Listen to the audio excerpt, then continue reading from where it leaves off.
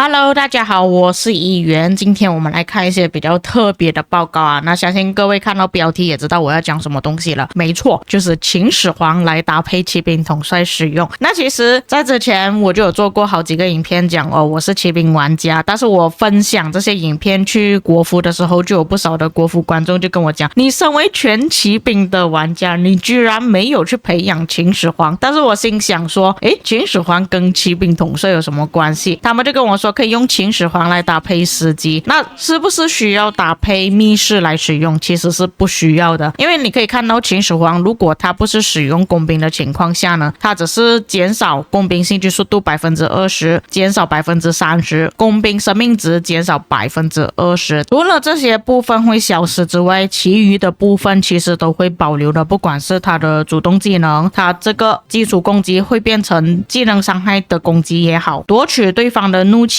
进入战斗时候拥有500点的怒气等等之类的，这些东西其实全部都是拥有的，都是一直都会存在的，不会因为说你换了不同的兵种而影响到你缺少这些部分。那刚好司机它最好的地方就是它的防御、生命、攻击全部都提升 20%， 虽然它的防御力没有像秦始皇 30% 这么多，但是秦始皇并没有像司机这样子有生命值提升 20%， 所以它可以从这边弥补上去。行军速度方面呢，就变成说只有司机有行军速度提升啊，但其实这个情况跟秦始皇搭配里程碑是差不多的概念。虽然有一位统帅没有速度提升，但是另外一位是拥有速度提升的。那当我用秦始皇搭配司机的时候，就变成说秦始皇肯定要做主将，否则他的第4技能就没有办法触发到，就会少很多的怒气。你们可以看到这边500点嘛，所以我这边天赋呢就没有办法，就被限制住了，我就只能这样子点而已。还是有一些部分会点到工兵的提升啊，但是多数情况下呢，我都会是去选择好像怒气的提升啊、技能伤害提升等等这样子的。因为通用的天赋呢其实很烂，就没有什么可以值得让我去点呢，浪费点数而已，所以我就这样子的方式去勾选我的天赋。那实际用下来还可以啦，当然如果这个天赋你们觉得有什么地方要调整的话，也可以告诉我。那我为了测试这个队伍究竟有多强呢，我就给他我最烂的装备跟军器，你们可以看到甚至连这套装备号角都没有。军器方面呢，我就给他只有一个专属铭文跟一个专精铭文，一个普通铭文，造成所有伤害提升 1%。 但是你们猜怎么样？秦始皇搭配司机的报告在我所有报告里面都是排行第1或者是第2的。我知道这个很离谱，甚至有一些玩家可能会不相信我说的话，所以这边我就收集了大量的报告可以给大家看啦。那在早期呢，因为我有一位统帅是负责去建要塞的，所以我早期就只有4个部队而已啊。你们可以看那个时间点在这里，就比方说这边 21.07 分，这边就4份报告，然后下一份报告就是不同时间点了。 OK， 我们来看，首先就是江汉战的报告，因为在这里的报告呢，我是被敌人给围殴的，所以你们可以看到在抗围殴的情况下，哪个统帅表现的比较好。可以看到江汉战这边表现还可以，不算特别糟糕。那霍去病的时候就比较糟糕一点啊，霍去病本身会比较脆一点，亚瑟的话更加糟糕。回到了秦始皇啊，这个还可以接受啦，所以这边亏的报告、赚的报告我都会给大家看。接下来下一批的报告可以看到啊，霍去病在我的骑兵队伍表现里面还是比较好的。这边跟大家强调多一点，我的王国是在 CD 主王国，虽然这一次的 KVK 有一些 A 王国在里面啦，所以也是会有一些影响。不过可以看到我的表现呢，其实跟平时在 CD 主王国打架的情况是差不多的，所以可以看到霍去病的报告是不错的。再来亚瑟，这个就是我会跟大家讲，亚瑟的报告其实不太稳定的原因啊，你们从这里就可以看到了，也有可能是我副将的问题。我是觉得说副将的位置一直没有办法找到最好的拿来搭配亚瑟，所以我才会在之前的排行榜中跟各位讲，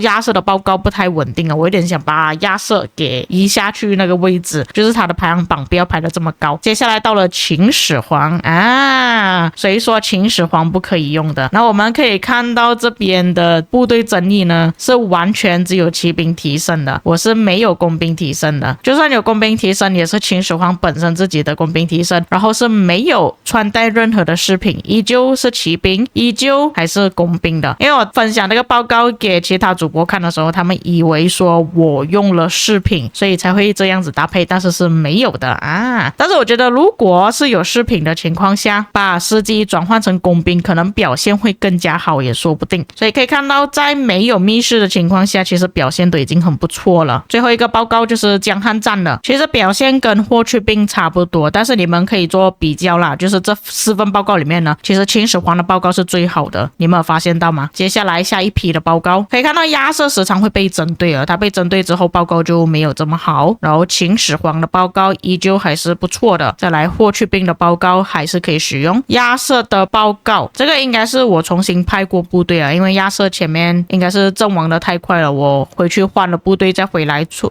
来打架过。然后同一个时间的另外一个江汉战的报告，那亚瑟出来之后报告有稍微好一点了，但是这个是第2批的部队嘛，江汉战的报告依旧还是表现不错的。那这边接下来我们可以做比较，这4份报告可以看到江汉战的报告可以赚到差不多1倍左右，然后秦始皇的话也是赚了0.8倍左右吧，然后霍去病的、亚瑟的，那亚瑟有时候报告是不错的，有时候报告很糟糕。那接下来我的第5个部队终于复活了因为项羽的报告其实在我的队伍表现中一般般的，也不算特别好，所以我才会拿那个项羽的部队去建旗帜。那接下来我们可以看到亚瑟的报告依旧还是不稳定，现在又变得糟糕一点了。项羽的报告依旧还是糟糕，但是霍去病那边就有小赚一点点，来到了秦始皇就稍微亏一点，江汉战有赚，所以这边5份报告只有江汉战跟霍去病是有赚的。接下来下一批江汉战，那亚瑟这边的报告是连续性的，就是怒气没有断过，直到他死为止。当然这个不是我被敌人围殴啦，是我是用战撸的方式跟对方打，所以你们可以看到报告是不错，我有很正常的把我的怒气给释放出去，有正常的打出自己的技能。项羽这个情况也是差不多，所以报告才会赚。所以我跟你们讲，你们打架呢，不是说你拉扯厉害你就可以赢了，你要有正常的把自己的怒气放出去，技能有打出去，这样子你的报告才会赚的。就连你用项羽也好，还是会赚的。同一份的报告里面有包括霍去病的报告依旧还是我的队伍里面算是比较优秀的。所以我就跟你们讲，你们不能以自己的王国觉得说我自己用的报告很好，就觉得大家的报告都是很好。我再次强调一点，我这边的王国是 CD 主王国，所以我的霍去病表现会比较好，所以才会在之前的排行榜中我跟大家讲霍去病在我自己的王国表现是不错的。但是如果在先锋王国使用霍去病的话，那就只能请求神明保佑你了。接下来就是秦始皇，也是一样，我维持着他的怒气没有断掉。那霍去病这边中间还有断一点不过我的报告连续性打的长度其实还是挺长的，就是尽量不要给那个报告断掉啦，不要给那个战斗回合结束。像这边秦始皇就打得不错，那我们来看一下这边报告也是不错比较起一下霍去病呢，这样看来秦始皇会比较好一点。如果你是连续性继续打下去，怒气是没有断掉的情况下 OK， 来到下一批的报告也是一样，霍去病优先这里的报告不错江汉战的会比霍去病好一点。项羽的虽然这边他的报告应该没有太亏啦后面有被围打，这个没有办法，但是表现还是一般般。亚瑟的还可以来到秦始皇这个看到吗，断层的存在，比较起霍去病江汉战再比较起秦始皇，各位要记得秦始皇的装备军器是我所有的队伍中是最烂的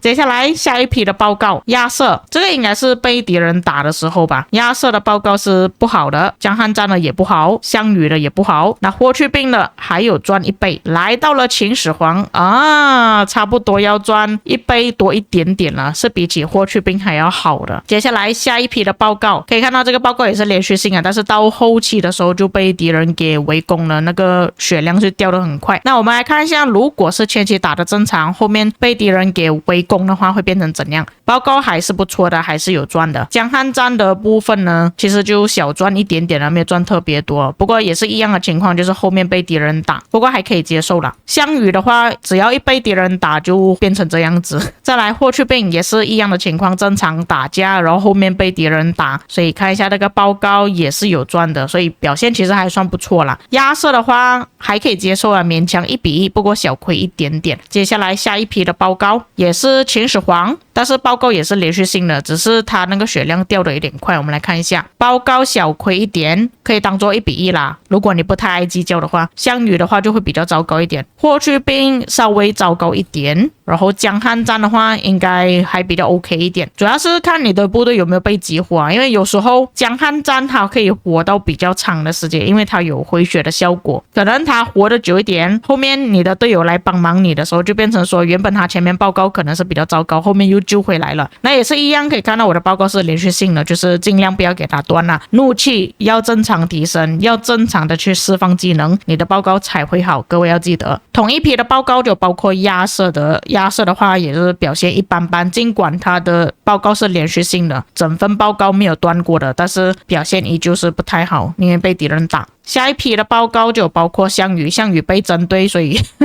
报告就比较糟糕一点。亚瑟小赚，其实赚挺多啦，但是比较起其他统帅的话，亚瑟这边的报告就显然没有这么好。江汉战的优秀，秦始皇的也优秀，但是比较起江汉战，它还是稍微差一点点。不过这两位统帅其实都是在同一个等级啊，在我的队伍里面都是赚的差不多的战损比，一时是江汉战比较多，一时是秦始皇比较多。项羽这个是下一批报告了，江汉战不错，秦始皇也是一样连续性的，那报告赚这么多，那比较起一下江汉战呢，还是江汉战比较多，但是没有办法，因为江汉战这个有2个专属铭文所以比较起秦始皇还是会有差别啦。霍去病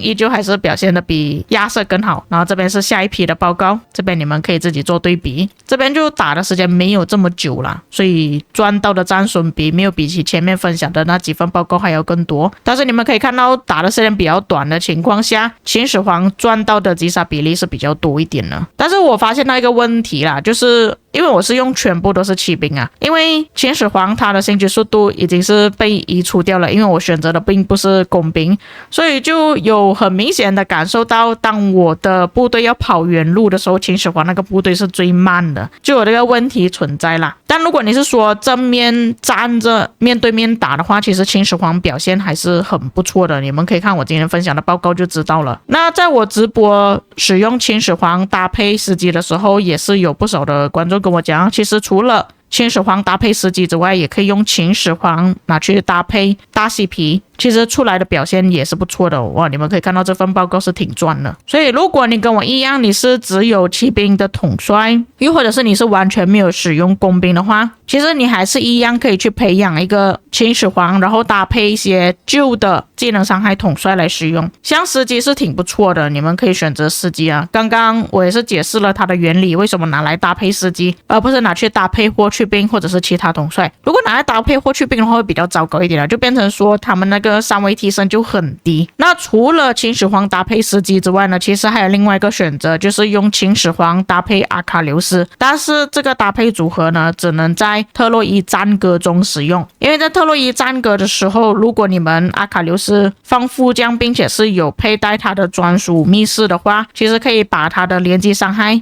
转换成另外一种伤害，搭配步兵就会变成终极伤害，搭配工兵的话就会变成技能伤害。已经有不少的玩家跟我反馈说，如果是用秦始皇搭配阿卡琉斯，表现是很好了。所以如果你们有机会刚好有我这2位统帅的话，可以尝试使用啦。多数给我反映的观众呢，都是讲他们用这个组合去打大温泉，所以这边你们可以看到我收集的报告大致上是这么多啦，都是挺不错的。原本我是想要说在这场 KVK 中使用秦始皇拿来搭配阿卡琉斯的，但是想到没有密室，伤害又不同，这样子搭配的话好像有一点冒险了，所以最后我就放弃了这个念头，就没有用这个组合来搭配了。当然，相信各位也知道为什么我会把秦始皇放在 T0 的级别了吧？而且我之前也是有讲过，秦始皇搭配司机这个组合也是有受到一些玩家的怀疑说，那么我的秦始皇到底要带什么兵种？那你可以像我这样子，就是秦始皇搭配司机，然后全部都是带骑兵，用骑兵的装备，用骑兵的军器，这样子去战斗，其实是可行的。这里的报告就打得比较短一点了，所以我还是那一句，我不否认孙武丕是很强的统帅，但是如果要到达像秦始皇这个程度，就是可以连一些其他兵种的统帅都可以搭配使用的话，那这个部分我不见得孙武可以达到这个程度，因为孙武丕他的伤害还是属于重击伤害，如果拿去搭配骑兵或者是工兵的话，他们的伤害不同就没有办法使用，而且这些统帅如果真的是拿来搭配孙武丕的时候，他的那些伤害也不能转换，不能说把技能伤害转去重击伤害，或者是连击伤害转去重击伤害这样子。虽然连击伤害跟重击伤害都是一样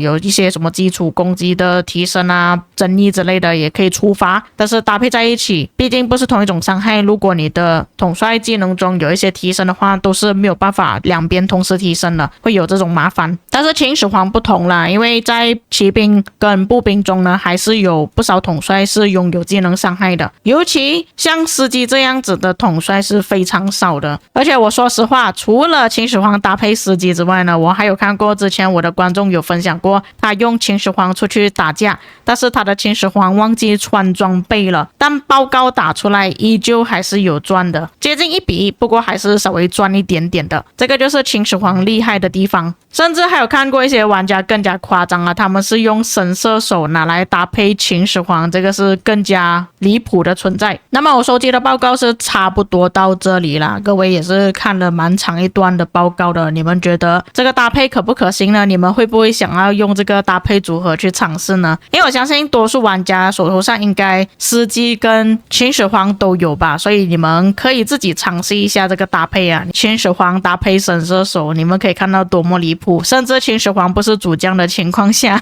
都可以打出这样子的报告。那么以上就是本期内容啦，至于各位在看了今天那个影片之后有什么感想，当然有一些遗漏或错误的地方也可以在评论区帮我补充，我们下个影片再见。